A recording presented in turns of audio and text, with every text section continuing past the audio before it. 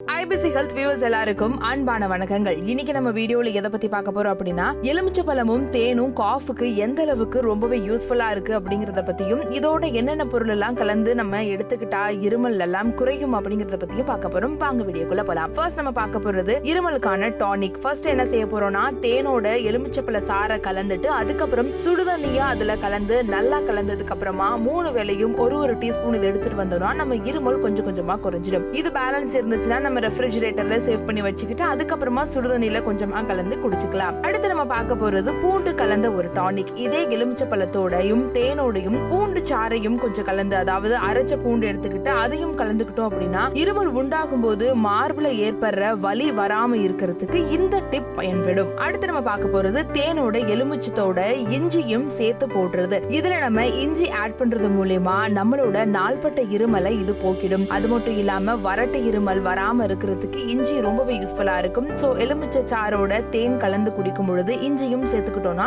இது நமக்கு இன்னுமே பயன்படா இருக்கும். அடுத்து நம்ம பார்க்க போறது தேனோட எலுமிச்சையோட லவங்கப்பட்டைய ஆட் பண்றது. லவங்கப்பட்டை எல்லாத்துக்குமே ரொம்ப ஈஸியான ஒரு தீர்வு அப்படின்னு சொல்லலாம். இதுல ஒரு தனித்துவமான சுவை இருக்கும். இதை சேர்க்கறது மூலமா இருமலை இது ரொம்பவே சீக்கிரமாவே குணப்படுத்திடும். இது ஒரு டிஃபரெண்டான மெத்தட் அப்படிங்கறதுனால இதையும் ட்ரை பண்ணி பாருங்க. அதுக்கப்புறம் தேனோட எலுமிச்சை பழத்தோட ஆப்பிள் சீடர் வினிகரை ஆட் பண்றது. ஆப்பிள் சீடர் வினிகர் ஆட் பண்றது மூலமா நம்ம உடம்புக்கு ரொம்பவே ஆரோக்கியமும் இது தருது. அடுத்து இந்த தேன் எலுமிச்சையோட தேங்காய் எண்ணெயை ஆட் பண்றது. தேங்காய் எண்ணெயில ஆன்டி ஆக்சிடென்ட் இருக்கிறதுனால இந்த ஆன்டி ஆக்சிடென்ட் நம்ம உடம்புல இருக்கிற வைரஸையும் பாக்டீரியாவையும் கொன்னுட்டு நம்ம ரொம்பவே நோய் எதிர்ப்பு சக்தியா இருக்கிறதுக்கு பயன்படும். அதனால தேங்காய் எண்ணெயை ஆட் பண்ணி குடிக்கிறதும் ரொம்பவே நல்லது. இது எல்லாத்தையும் நீங்க ட்ரை பண்ணி பார்த்துட்டு அதோட ரிசல்ட் எப்படி இருக்கு அப்படிங்கறத கமெண்ட் செக்ஷன்ல ரிவீல் பண்ணுங்க. இந்த மாதிரியான ஹெல்த் சம்பந்தமான நியூஸ்லாம் தெரிஞ்சுக்கணும் அப்படின்னா ஐபிசி ஹெல்த்தை சப்ஸ்கிரைப் பண்ணுங்க.